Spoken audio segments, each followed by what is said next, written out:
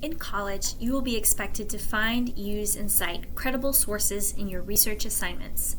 This tutorial will discuss what it means for a source to be credible, how to evaluate a source for credibility, and why you should use credible sources.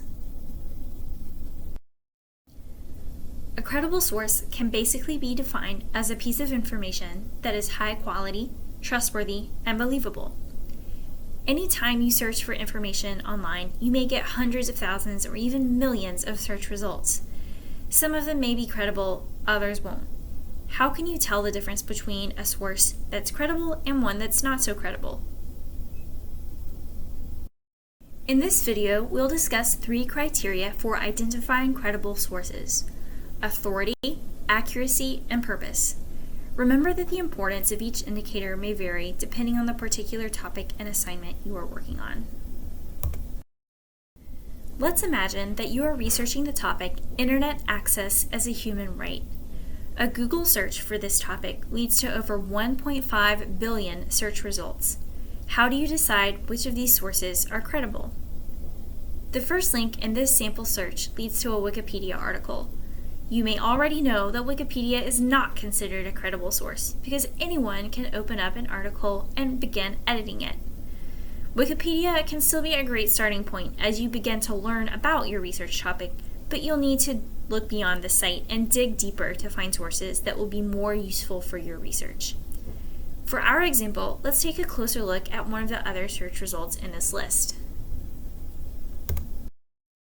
One of the first things to consider when evaluating the credibility of a source is its authority, or who is responsible for creating this source and why should you believe them. Start by identifying the name of the author or publisher. Then, look for more information about them. What are the author's credentials and what qualifications do they have to write on the topic? What kind of reputation does the publisher have? This example shows an article published by the Washington Post, a well-known newspaper. At the end of the article, a short biography of the author describes their qualifications for writing on the topic. The second criteria to consider is accuracy. One way you can evaluate accuracy is by trying to determine where the author got their information. Do they provide citations or links to their sources? If they don't, this may be a red flag. Another strategy you can use is looking at additional sources. Can they back up the claims made by the first source? Finally, for some topics, it may be important to make sure that the information is up to date. In the example on the right, you can see that the author has linked several sources in their article. You'll also see at the top of the page a date that tells us exactly when this article was published.